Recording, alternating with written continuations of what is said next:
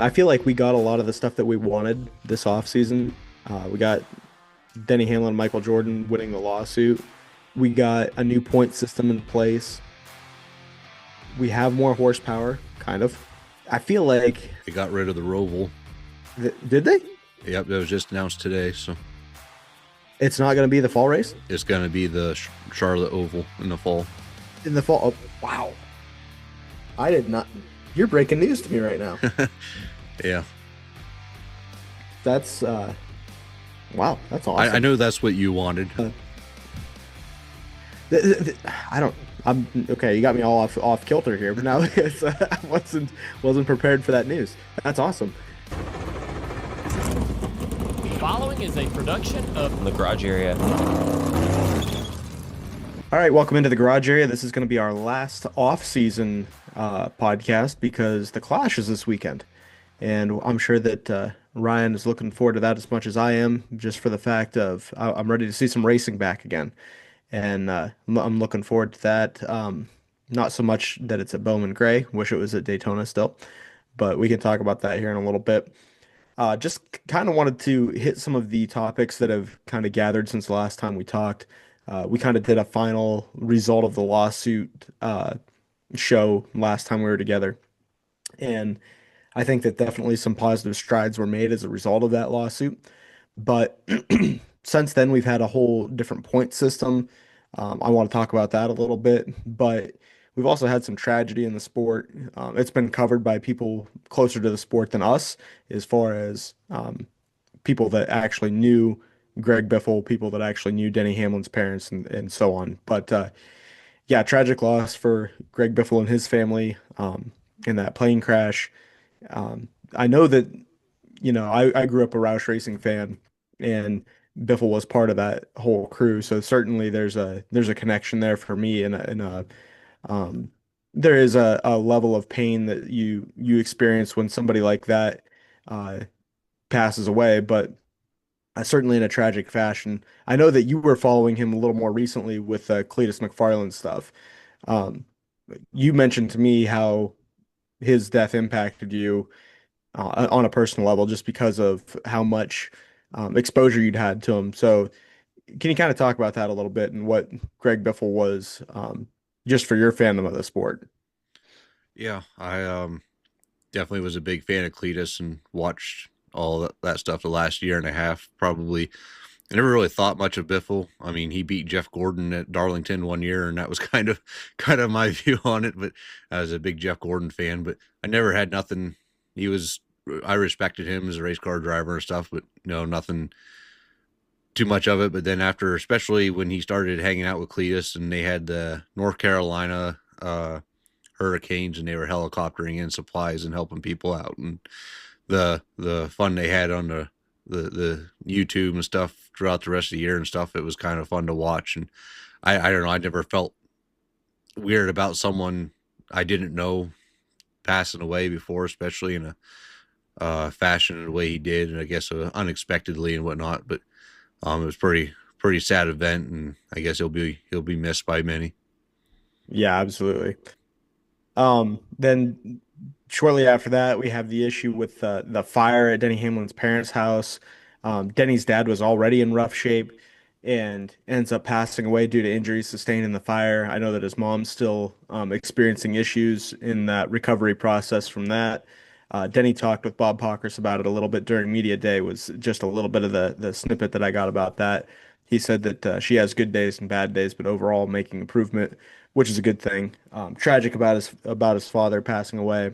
Um, it just is. It makes you that much more upset with NASCAR. The fact that Denny was kind of robbed of that championship last year. Of you wish that his dad could have seen him win one, especially after seeing that full speed series on Netflix that they did, and his dad literally showing the case that had two cigars in it Michael Jordan gave him that they were both going to smoke when Denny won the championship. And the fact that that opportunity isn't going to ever come to fruition now is it's sad for sure. And I'm not a Denny fan at all. It just is a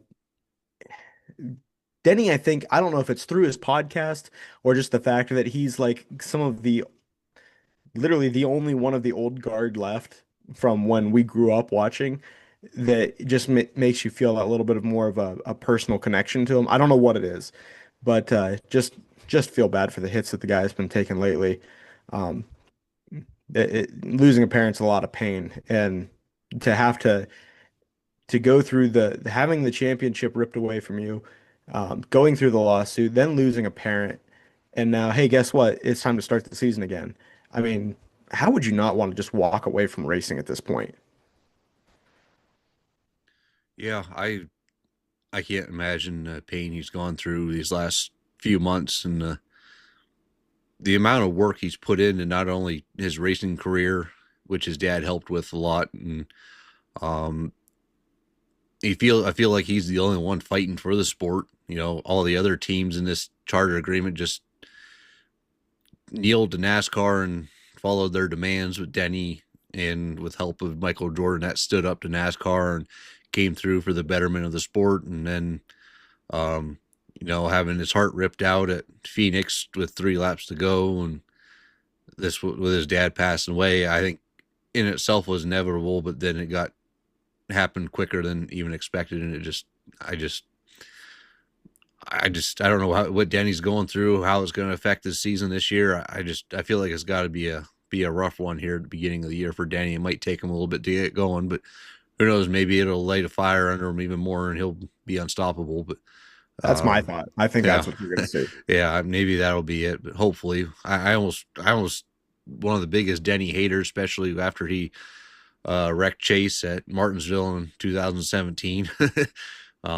But with him and his podcast, and you know, I feel like he's the one. I feel like I imagine others are fighting, but he's the one who's. I feel like he's the one advocating the most for it for NASCAR and trying to make the sport better. So I kind of become a little bit of a fan of his of late.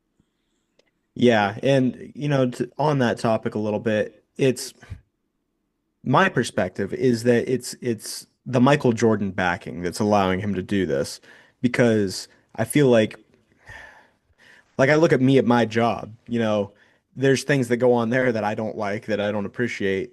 And if I had the opportunity to say, I don't need your income anymore, then I could, you know, walk into the office and tell them how I really feel.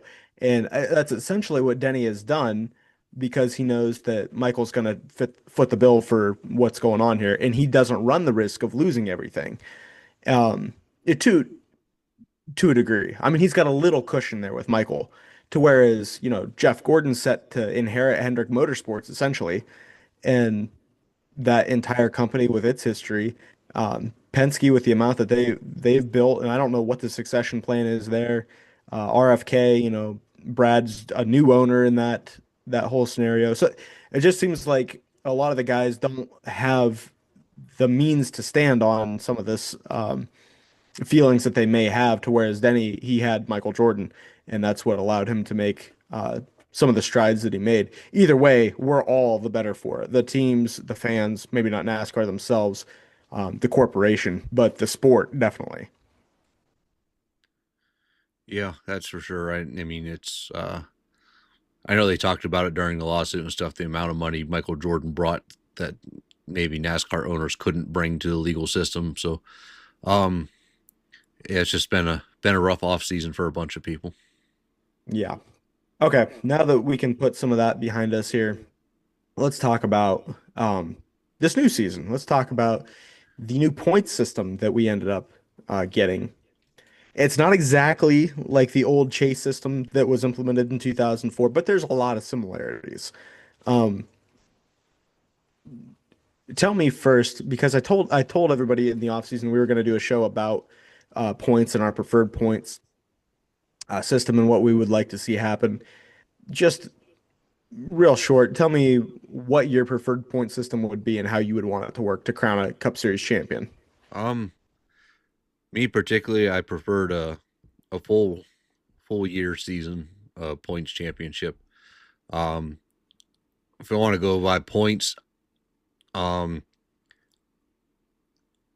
like the points set up for the race, I was pretty similar to what they actually implemented. Um, I knew we weren't going to get rid of stages, so we were going to have the mid race stages where uh, drivers got points, and I wanted more points for wins, and we got that. But I also thought about like maybe more points for the top five in total, and maybe at a in the top 10, maybe a slightly upper upgrade there, then more for the top five, and then an extra gap for the winner. So the top 10 drivers in the race would have had like a extra buffer over the rest of the field. And then maybe from like 20th on, maybe just a single point difference. And then, maybe 5 points, or I'm sorry, 10th up, and then like 11th back would have been the single points. And then, you know, a 5 point gap for the top 10, and then maybe 10 points for the top five with the winner at 20, kind of like how NASCAR has it now. Um, I also kind of like the time when NASCAR got gave points for laps led and leading a lap and stuff. That kind of added some strategy to the races, watching guys stay out of pit road under green flag stops and stuff just to lead a lap to get those extra points and whatnot. And I would have liked that too. But for the most part, the points system up into the chase is almost pretty much what I wanted. So the thing that you're not happy with is the fact that there's a playoff system being the chase, Yeah, pretty much. a reset of the points. Yes, that's Yeah. Okay. Um, I'll tell you honestly, I I would have not been upset at all if we went back to a 36 race point system. I like the chase. I didn't like the playoffs. I don't like the it resets every round, but my ideal format would have been a chase format. And I actually got a lot of what I wanted because I wanted wins to matter more. I think the wins need to pay a lot of points. I also agree with you though that a top five from second to fifth should be worth more points than sixth to tenth, and those points should be worth a lot more than 11th on through the rest of the field. I like your system that you mentioned there. I think that a win needs to be worth a ton, a lot. Um, People like Denny Hamlin or William Byron or Chase Briscoe or whoever, if they go out and win three, four, 5 races a year, Kyle Larson, he won 10 and his initial championship, um, that that needs to earn you a lot of points. And I don't mind the chase reset, but there's got to be advantages for the regular season winner. Um, and there is in the way that they've structured this too. So it's not like they're resetting everybody to zero. It's not like the top 10 all have the same points. And that's the other thing. It's 16 drivers. Um, I get that they couldn't condense it to 10 due to the way that some of their paperwork was written for playoff teams and for things along that line, sponsor contracts and whatnot. I'm not in that world. I don't want to be a part of that world. I, in my perfect world, in the perfect world of the garage area here, uh, you would only have 10 drivers. And I don't think that 10 drivers on a year-to-year basis are capable of winning a championship. Tony Stewart proved us wrong in the 2011 season, and I think they were accepting 12 at that point. Um, I believe. Anyways, he just he was able to go out and rip off 5 wins and get a championship. And it was argued that he even said himself that he didn't think that their team deserved to be in the chase. Uh, but in today's day and age, I really don't see a driver capable in 10th in points in the regular season being able to win a championship. Uh, so I wish that it was tightened up a little bit more. And those guys, 11th to 16th, they're not going to matter anyways. It's kind of irritating that that's even part of the conversation. Look, I know that Joey Logano won 3 championships under the playoff format system. Very happy with those championship wins. I very much enjoyed them as a fan. Maybe not so much the very last one as much as I did the first two, but I'm excited for this system. If that means that Joey Logano never wins another championship, that's going to be disappointing.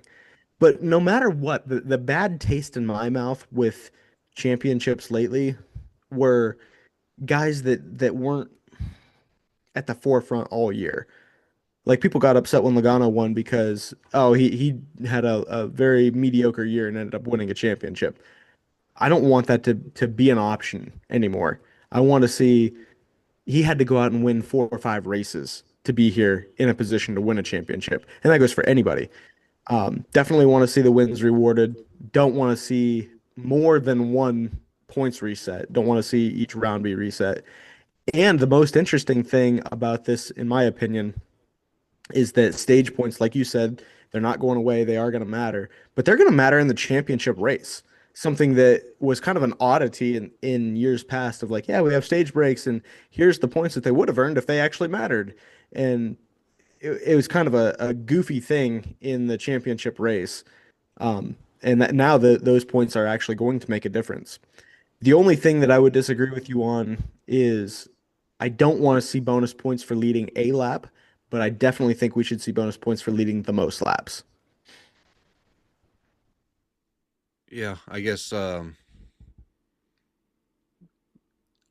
at one point I kind of thought up of a like the top 3 lap leaders or something got a bonus point or whatever. The guy who led the most laps got so many, then the second most and third most and whatnot. That would to me that was another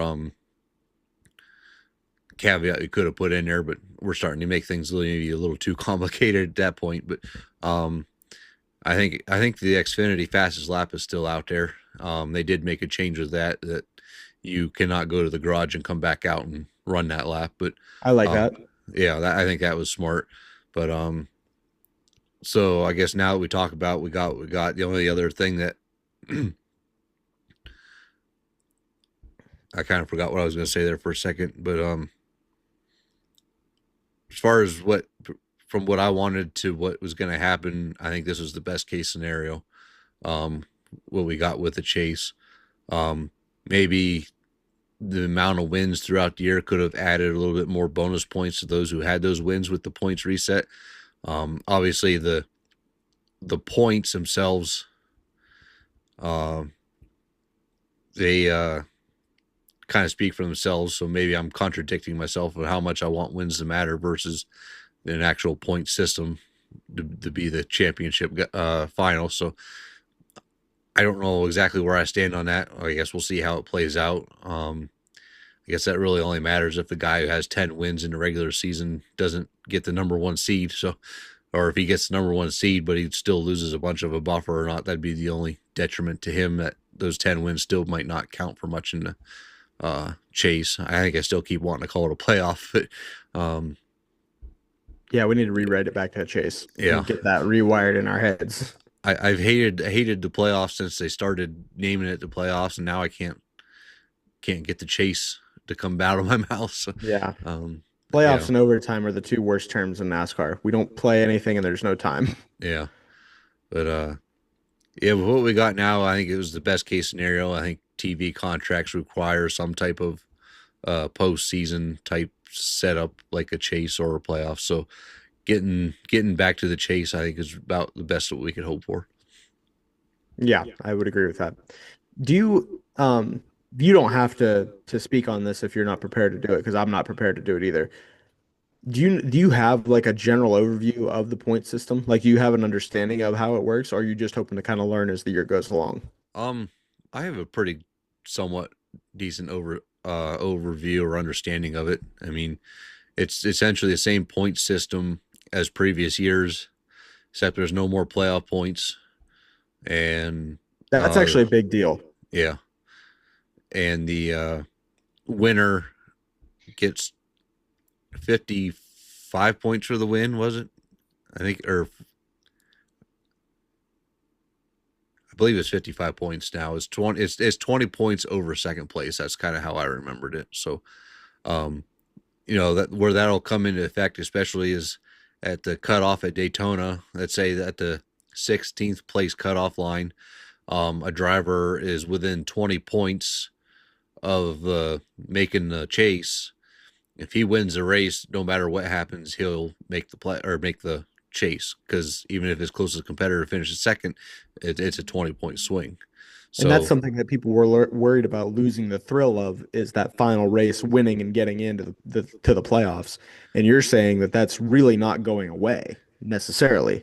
it's not going away. It'll be tougher because it'll only be between probably two at most three cars. Right. Um, obviously, the racing will change because people will now start points racing.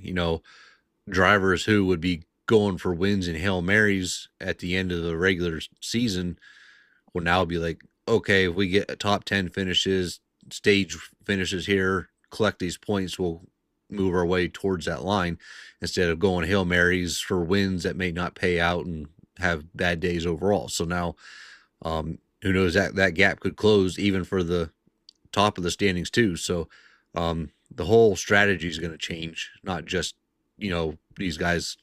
A lot of guys will be going for wins, especially up top of the field if they want racing for a championship to try and get those bonus points if they're so far behind for a championship. But I think these guys at the cutoff line will be points racing uh, just to make this cutoff. Yeah. And that's the thing. People talk about points racing and, oh, I had a good points day. And they said, like, that was a big deal at one point that people said they hated hearing that. Honestly, um, from my perspective, I've seen the other side of that to where just the win matters.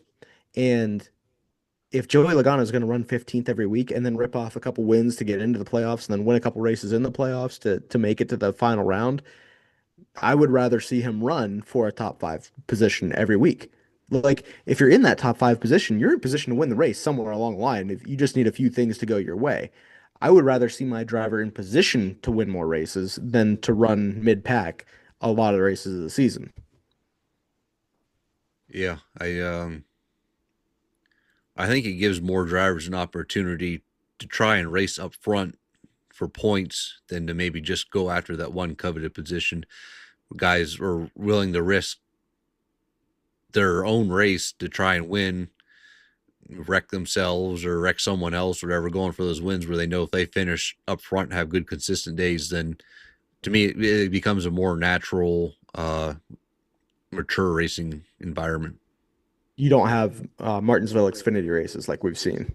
Yeah, And that's a good thing. We don't need that in our sport. It makes us look like clowns. yeah, Okay. I'm on board with it. All that you explained there. I think that was a good layout of it. Um, the big thing that got talked about in the old system was the Harrison Burton win and how, I think it was, I don't remember if it was on Dale Jr.'s podcast they were talking about it, that they said that the playoff storyline actually kind of overshadowed the win. Because like there was nobody in their right mind that thought that 21 car could be a championship contender. All they needed was to get in. On the reverse side of that, if you saw how bad Brad Keselowski's year started last year, and he won a race at Daytona and got into the playoffs, and then he ran fairly well in the playoffs. Um, if it had been that scenario, you'd say, okay, if a few things go right here, the six could be a contender. Harrison Burton was not that at all. Like he wasn't even close to being able to compete for a championship. He was in the back wrecking that car every single week. There's no disrespect to Harrison Burton, but my point being that that was a huge moment for the Wood brothers, for that 21 car, for Harrison himself, just the Burton family. It just is. It seemed like that whole thing should have been celebrated as a race win. Congratulations for winning this summer race at Daytona. It's a big deal. That's an awesome trophy to have in your arsenal. And it was just like, and now you're in the playoffs. And who cares? That is the least compelling part of this story, other than the paycheck that comes along with it for the Wood brothers. So I'm kind of glad that those moments will go away and you can celebrate just the win. Um, Somewhere around here, I have a highlight tape from 1996.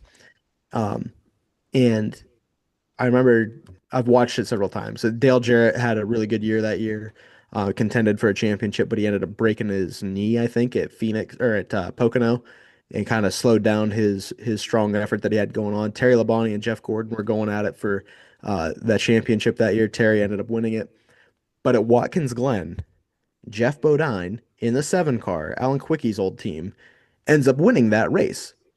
That's the only time you see anybody mention Jeff Bodine in that whole highlight tape. And it's like that moment was special. Jeff Bodine won that race at Watkins Glen in that car. That was a meaningful win for them, that team, their fans, all of that. And it had nothing to do with the impact of a championship that year. It didn't take away from the speciality, is that a word, of it. And I think that we need to bring those moments back for people like Harrison Burton, for SVG. Like, probably wasn't going to end up competing for a championship because of how bad he ran at the ovals at the beginning of the year. But you go to a road course and it's like, watch that car because it's going to be really fast. And it probably still is going to be this year. But this is kind of leads me into my next question. How do you think that Trackhouse is going to fare now? Because they got rid of Daniel Suarez, who has won a race on an oval. I'll point that out. They've got Connor Zilic, they've got SVG, and they got Ross Chastain. Two of those guys are there because of their road course racing abilities. Like you think that they're going to win road course races. You don't think they're going to win oval races. Do you think that this point structure now kind of upsets Trackhouse's plan? Um, well, if SEG wins, what is there now? 4 road courses. Um, that's what 20 points per. What is that? 80 points. So he'll gain at least 1 race on points. um, but he has shown improvement on the ovals. It'll be interesting to see if that continues. I think Zilic is going to be his rookie year. Obviously, he showed in the Xfinity Series he can win on ovals. Evidently, I believe this year he's going to perform the best on road courses, and with this car, I think he'll improve on the ovals, maybe even quicker than SVG might. I think Zilic will grow into these ovals in these cars. He has more talent than I think I've seen anybody come up through the lower series. When it's Ross Chastain, I think it's just going to be the same old Ross Chastain. He'll run up front, get a win here or there, and see where it plays out. They're obviously, I would consider them like the second tier team. It's going to be hard for them to compete against a Hendrick, Gibbs, or Penske's, just like any other NASCAR team that's out there. So I think Ross Chastain will make the chase for sure. I really think SVG will probably be on that bubble, especially with the road course wins and whatnot. Zilic, I got to see more out of him. He ran a few ovals last year with Trackhouse in the Cup Series, and I don't think any of them fared too well. So, I know the one road course race he ran at COTA, he was running up through the field, and he got taken out by his own teammates. So, I'm curious to watch him. I think it's going to be a struggle for him to make the chase, but I think within a couple of years he'll be just fine. I think that was Austin Cindric that took out his teammate that then took out Zilic, if I remember that correctly. I knew Suarez took out Zilic as a COTA, but I don't remember. Maybe someone got into Suarez, so I don't know. If it's the accident that I'm thinking of, I think that was Cindric's fault. I'm going 100% off memory. I could be way off on that. Yeah, I don't remember, but yeah. So you kind of feel that if SVG is able to tread water, at least on the ovals, that he's going to have enough success on the road courses to, like you said, possibly be there on that bubble line. Yeah. Yeah, I would agree with that. We'll see if I hate to promise too many things and then not be able to deliver on them, but I would like to be able to go through, like we've done in years past, look at the team's performance from the previous year, and then kind of set our expectations for this year, and then come the chase, see if we were anywhere as close to right.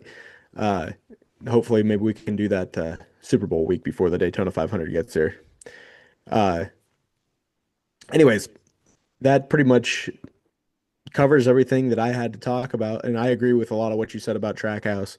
And I want to do a full field preview before we get to the Daytona 500. The Clash itself, it's going to be at Bowman Gray.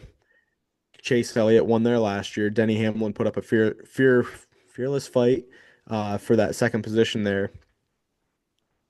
Do you have any predictions as far as what you plan to expect for this one? Um, Probably same, similar as last year. Same guys running up front, Hamlin, Chase, and I don't remember who else was up there. Blaney. Yeah, I was Um, thinking Blaney was there. yeah, it was. I expect a similar, same. Of course, every team makes improvements, but in a short track like that, I feel like anything that can go wrong could go wrong. So it could change everything in a moment, instant. So, yeah, I assume the same guys on short tracks will be up front, even like Christopher Bell or maybe I almost said Martin Truex Jr.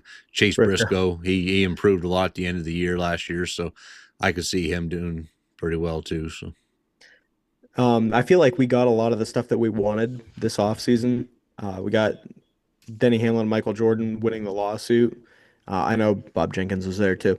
Uh, we got a new point system in place.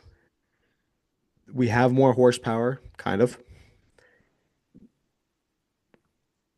I feel like, they got rid of the Roval. did they? Yep, that was just announced today. So It's not going to be the fall race it's going to be the Charlotte Oval in the fall. in the fall. Oh, wow. I did not. You're breaking news to me right now.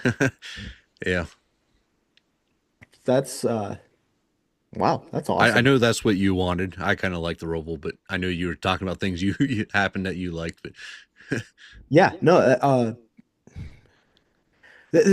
I don't. I'm okay. You got me all off kilter here. But now I wasn't prepared for that news. That's awesome. I don't. I agree with you that I don't necessarily hate the Roval. It's just I hate to see a solid Charlotte Oval race be taken away, especially during what is now the Chase for that track. Like you put that in the middle of this. Well, you can't really put it at Charlotte in the middle of the summer, but if you put it, if you made that the Clash, I wouldn't care. You know what I mean? Like that wouldn't be that big of a deal, but I don't want to see a Charlotte Oval race off the schedule in favor of that racetrack. Um, I think it's fun. I think it has its place, but I just don't, as a chase race, I'm not in favor of that. Um, Anyways, but like I said, we got a lot of the stuff that we were looking for uh, in this, at least that I was looking for. And I feel like this now gives us the opportunity to focus on the racing itself. I feel like that's kind of the last nail to be driven all the way in is can we get some better week to week racing? Um, I don't know, like people keep saying like you have to accept the reality of the next gen car. I don't have to because it's not my money that's being spent. But if you told me like this is the car we are going to race, there is no other option, we cannot do anything else, then I would say what can we do to make it less aerodynamically dependent? And that's the drum we were banging all last year, and it's the one we will be banging this year as well. And hopefully at a track like Bowman Gray, that's not going to be a big factor. And a track like Daytona, I mean, aerodynamics is a huge part of what you're racing. It's a whole different package, anyways. Um, you're really not going to have a good test until a few races into the season. But I'm looking forward to that as a whole to see how much does the racing improve? What else can we do to improve the racing? And the fact that we have seen some positive changes be made already in this past offseason gives me a little bit of hope to say maybe we can see some on-track improvements as things progress. Do you have any confidence in that? yeah, I don't know how much we didn't really talk much about the horsepower increase at short tracks, so hopefully that'll boost some things there and whatnot, and that maybe you'll get some more tire wear and actual driving instead of mash the throttle and go. But I'm kind of excited to see where this year goes, even with this car. So Yeah, I agree. Who's your predicted winner for the Clash? um, I'm gonna go Chase Briscoe. Chase Briscoe. I'm gonna go Ryan Blaney. We'll see how those picks turn out. It's preliminary. It doesn't count towards our season total. Uh, we need to talk about that too a little bit to find out how we're going to do our picks this year. If we're going to keep the same system we had last year, I liked it. Ended up being the winner, and looking forward to see how this season as a whole shakes out, and we will talk to everybody after we get through with the Clash at Bowman Gray.